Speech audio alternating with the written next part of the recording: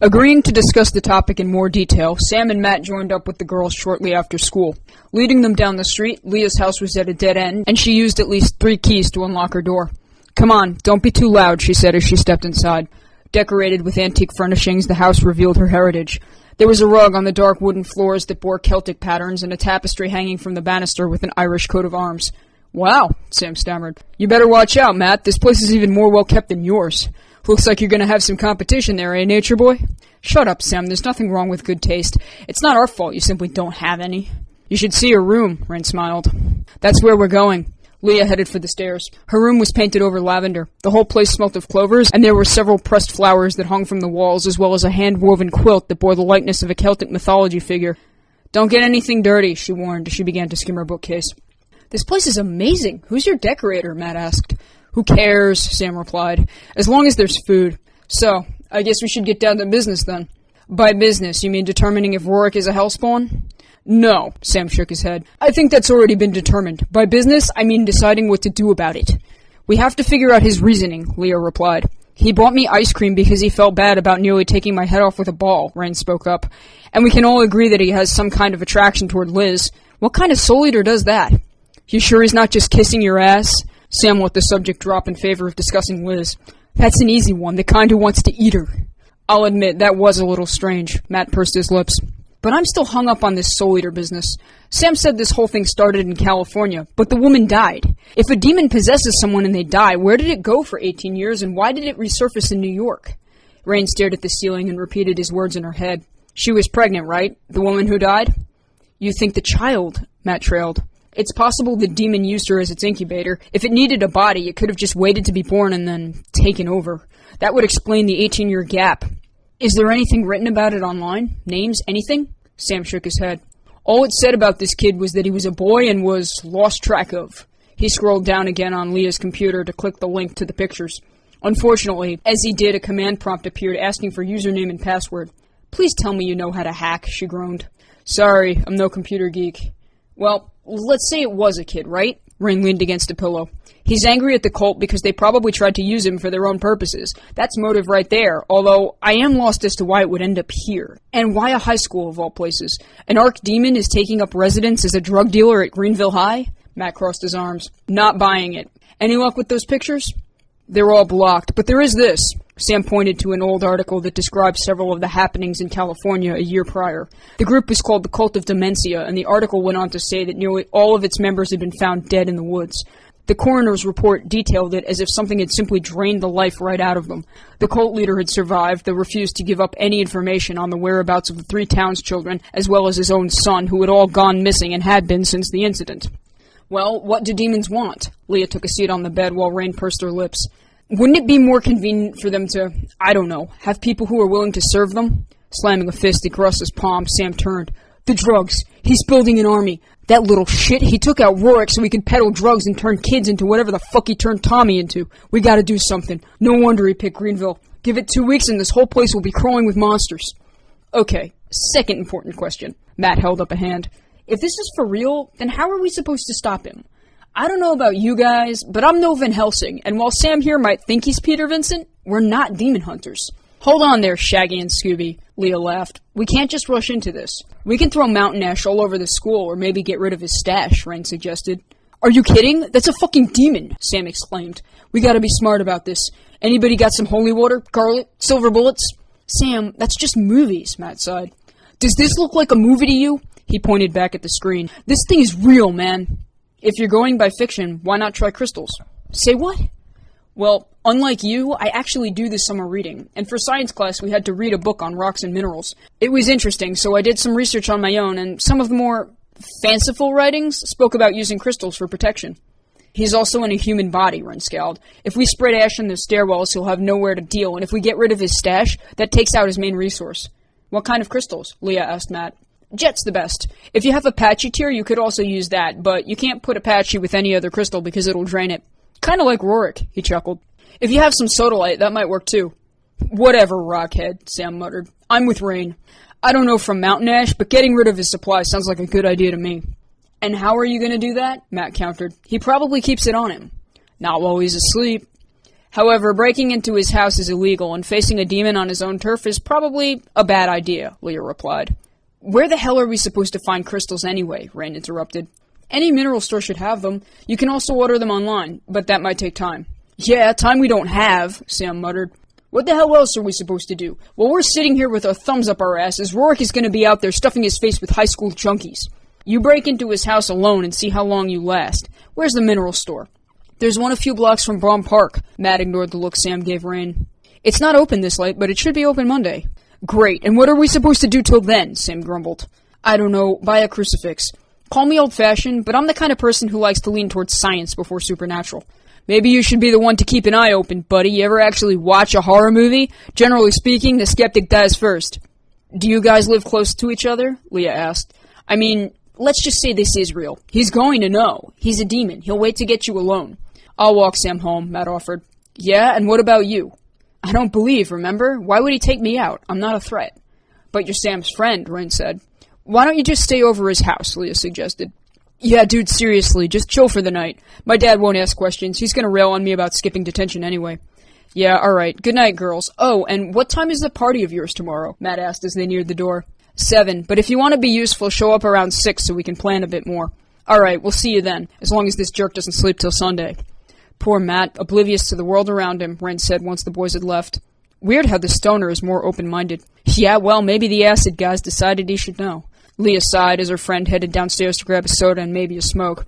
Meanwhile, making his way back from the liquor store, Rorik had several cases under his arm and a beer in his hand. How he had gotten them remained a mystery, although he decided to take the long way home and inadvertently passed straight in front of Leah's. Sitting on the porch, Rain's gaze narrowed when she spotted him. The alcohol hit her potently, and it was obvious he was drunk. The moment he turned the corner, she got up to trail him and grinned when he wandered into the house without turning the lock. The overpowering stench of rotting flesh and pine sol filled the air from a box of tree-shaped air fresheners that sat beside the kitchen door. Thankfully, the nauseating smell was contained and it didn't travel too far up the stairs. Covering her nose, the sound the floorboards made as Rain crept across them was almost unheard. However, Rorik's minion happened to notice and jumped onto the bed. Rose, shut up! He paid her no mind until she began to nip at his ankles. I said knock it off! With one swift kick, the creature flew across the room and landed in a pile of dirty laundry where it remained. Having gone to sleep in his clothes, Rorik laid there drooling while Rain tried to locate the drugs. It took a moment for her to realize that in a drunken stupor, he hadn't removed them from his back pocket. Gently leaning over him, she lowered her hands, and tiny strands of black energy as fine as spider silk moved to retrieve them at her bidding. I don't want to ride the pony. Rorik shifted out of reach. Torn between laughing and crying, Rain made a fist. Slipping from his jeans, this time without hassle, she was able to obtain both bags, although the moment she turned to leave, the door slammed shut. Nice try, a voice called from behind. How about you put those down, and I'll consider letting you walk out of here in one piece. Rain's expression fell. I don't know why you've come here, demon, but this is our territory. Go find another place to gather an army, she said as she glanced across her shoulder. Is that what this is about? Territory? Rorik sat up and crossed his arms. You know, goth chick, he said with a yawn. You're either really young or really stupid. I'm still trying to make up my mind, but a threat? He shook his head. First rule of blending in. Never reveal yourself to an adversary you know nothing about. You dropped the ball on that one, honey. Nobody worth their salt would be that stupid. Lucky for you, I'm not actually looking for a fight. You don't know anything, Soul Eater. Rain's eyes were suddenly the color of blood. I don't know why you're picking on high scores, but no one here is going to let you get away with it. Psh. And by no one, you mean you, Sam Hain, that douche Cunningham, and your soccer friend? He laughed. Please, you're children. And would you quit it with that whole eye thing? You look like one of those stupid Halloween animatronics. Can't help it, asshole. Look, Rain, was it? I'm not here to infringe on whatever it is you and your coven, I guess, are doing. Yeah, sure, I got an agenda, who doesn't? But it's not that big a thing, really. Besides, I never stay in one place too long. 2-3 weeks a month tops. You know, you and I aren't that far off. I don't know why you would side with a bunch of kids on this, but I'll tell you what. You stay out of my way, I'll leave you and your stupid brats alone. How's that? And Liz? Rain looked revolted by the idea. What are you trying to do? Take over the world? You think you can just eat souls and expect people to forget about it? Liz is not your concern, and as far as this whole demon business goes, I haven't admitted to any of that. I will tell you that world domination, while it sounds great, it's not on my current to-do list. However, as far as this little vendetta, can we call it that? He didn't wait for a response. You've already lost. See, I'll admit, I wasn't quite sure what you were, but now, you're royally screwed. Congratulations. All you know about me is hearsay from Hayne and the little bit of what you actually seen, or think you've seen. You're chasing a cold dog, but that's your issue. I will tell you this. You got one face, kiddo, that's it, just one. If I tip them off, do you really think your little high school friends who you're so adamant about defending are going to be quite as sympathetic? I'm thinking not.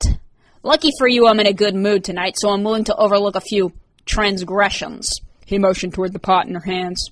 But do keep in mind that none of you actually know who or what I am, which means all the cards, a flash of darkness wisped through his fingers, summoning 4 aces, one of each suit, are mine.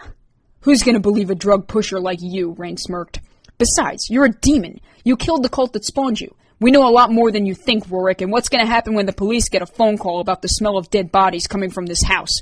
Go ahead, call the cops. You can be the one to explain to their families why they never came home. You really want to start a war with me? You can browse the net all you like. I already made sure you can't find anything that would jeopardize what I've got going on here.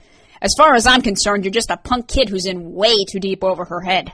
But you do have one thing right, he admitted as the cards vanished from his hand. I'm not just some run-of-the-mill yahoo. I'm the big leagues, babes. I'm not afraid of you, Soul Eater or not. You could be part of the Demon Dream Team and I wouldn't care. Why does a high school matter to you? Liz isn't important. She's just a little girl. She's never done anything wrong to anyone. Well, sure she hasn't, he shrugged. But cows and chickens never did anything wrong either, yet I don't see McDonald's going out of business anytime soon. As far as the high school goes, I'm taking care of your attic problem. You should be thanking me. Besides, like I said, I never stay in one place too long. A couple weeks I'll be gone and you can go back to living your lie. But until then, you should really drop this whole holier-than-thou attitude. Now I'm going to continue my business as I see fit, and you can contend to your own. But I will warn you, pull some half-baked shit like this again, he motioned toward the drugs, and I'll give you some scars you can't remove. Rain felt a surge of hate. She didn't like the thought of bowing to his requests, but he'd left her little choice in the matter. If he was a Soul Eater, the last thing she needed was to put Leah or her parents in danger. Dropping the bags to the floor, she crossed her arms. That's a good girl, he said with a malevolent grin. Don't let the door hit you on the way out. A second later, he waved 2 fingers and a void of black energy dropped her straight through onto the pavement as the door slammed shut a few feet behind. Hitting her knees, Rain got up and stormed away. Once she had vanished, Rorik threw a glare in the direction of the clothes pile. Nice going, Rose. Some attack dog you are. You just let her walk in? Eep. Well, you could have woken me up. It gave him a flat look. Ugh, whatever. It's always got to be my fault, right? Shaking his head, he laid back down. Don't worry about it. Dumb broad thinks I'm a demon. If we're lucky, this'll work out in our favor. By the time the sun rose the next morning, Matt was busy poking around on the computer while Sam slept until noon. Come on, Sam, we're going to be late, he said as he whacked him with a pillow. This was your idea. We have to get over to Leah's before the party if you want to talk to them about your stupid little drug dream. Waking around the same time, Rain preferred to sleep in, and when she got downstairs, she found Leah with a hearty plate of bacon and eggs. Evidently, it was about 10 minutes later that Sam and Matt arrived. Still rather groggy, Sam fiddled with his lighter while Matt rang the doorbell. Late much? Leah offered a smile. Wearing jean shorts and an ivory shirt made of lace, her belly button ring was clearly visible. Sam decided it was a good idea to sleep in. Matt nudged him about the lighter, which he flicked off and slid under the brim of his hat. We've had some interesting developments, Leah said. I hope they involve getting shit-faced, Sam grumbled. I could really use a drink. Yeah, well, you're gonna want a drink after this, she admitted as Rain looked up from a bag of chips. Throwing a chair in Sam's direction, Matt sat down and reached for some himself. So what's the lowdown? Sam pulled out his lighter again. What could have possibly happened between last night and today that's worth getting wasted over, other than for the sheer hell of it? He knows we know. He's supposedly cleaning up our attic problem, and he'll kill our families if we move against him. Is that enough of a reason? Rain got up to grab a beer, and Sam nearly dropped his lighter. Where did you hear this? Or better yet, how? Matt asked curiously. I broke into his house, and he woke up. You what? Both boys stammered. Whoa, time out. Wasn't it you who was going on yesterday about how stupid an idea something like that would be? Yeah, well, I went ahead and saved you the trouble, she said staunchly. So this is for real, then? He's some kind of soul eater? I'm pretty sure he killed Rorik's parents. The smell of decay was all over the place. Shit! Shaking his head, Sam got up and walked to the fridge for a beer of his own. I knew it, man. Rorik has gone completely AWOL, or whatever the hell that thing is inside him. Matt just sat there thinking while Sam walked back to his seat. So wait a sec. Leaning against the table, his gaze narrowed. Why didn't he kill you? I mean, if you broke into my house in the middle of the night, I'd introduce your face to an aluminum bat. You could try, Rain offered a passive smile. He said I was young and stupid and that he'd let me go because of it. Forgive me for sounding obtuse, Matt spoke up, but that doesn't sound like something a demon would do. And how the hell would you know? Sam gave him a look. He's probably trying to cover his tracks. We know, he knows it, and if he kills us, then it makes us look right. Maybe we should call the police. The police? Are you nuts? You're gonna tell the cops there's a soul eater sucking the juice out of high schoolers to build an army of pot junkies and take over the world? Go ahead, Matt. I'll come visit you in your padded room. No cops, Leah agreed. He could just be trying to scare you. He sure sounded convincing. Rain promptly finished her beer. I'll stop by the mineral store Monday after school and see what I can pick up, Matt sighed. Amazon, Sam gave a nod. We have mountain ash, Leah said as she heard the doorbell. Rain, can you get the music? If you two break anything in this house, we're going to have words. A veteran of high school parties, Leah wasn't about to have anything ruined. The tapestries had all been removed, as well as anything super expensive. Beers lay in tubs of ice, and she had set out Jell-O shots alongside chips, pretzels, and candy, as well as soda for the kids who didn't drink, which were few. Naturally charismatic, she paraded around with a tray while Rain was on her second beer. Keeping to the sofa, Sam didn't have an interest in socializing as much as he did stuffing his face and lighting some weed he kept in his back pocket. Meanwhile, Rourke had just gotten up, and after locking away the drugs from last night, he turned with a pursed expression to eye his minion, who was still sound asleep at the foot of his bed. Reaching for a shoe, he knocked her with it. Eep. Quit complaining. It's almost 7 for fuck's sakes. Besides, I got a job for you. You up for a little intel? I've been thinking about last night. Goth chick is an idiot, but we need to know what we're up against, and I don't think it's your run-of-the-mill witchcraft. Greenville's no Salem. Yet. He chuckled. They're having some kind of party tonight. It's probably not going to be that hard to find. But for the record, you might want to try something a little, I don't know, less conspicuous. The creature seemed to think before suddenly transforming into a small black cat with unusually long ears and a pair of violet fluorescent eyes. Pursing his lips, Rourke nodded. It'll do. Just don't get yourself caught. That's the last thing either of us need. Now come here. I want full audio and visual for this one. Reaching out, he placed a hand across the top of the creature's head. A second later, several coils of black energy wormed their way out of it, embedding into his flesh and running long black lines up the side of his arm. I'm gonna put you on left speaker today. I expect full contact, so no funny business, he said as the darkness traveled towards his eyes and spiraled down the back of his head, manifesting a long, jagged antenna that ran all the way to the floor. Closing its own eyes, when the creature opened them, one was now a bright glowing gold, while one of Rourke's had become a deep violet. Jesus, Rose, you gotta do something about the tint on this thing, he said as he rubbed it. Everything's purple. Hey, where's your audio? The creature's tail suddenly became jagged in mimicry of the antenna he sported. Cute, Rose. Rourke threw out a hand, causing a void of dark energy to appear across the wall. Just get going. If you get caught, I'll pull you through, but do us both a favor. Don't.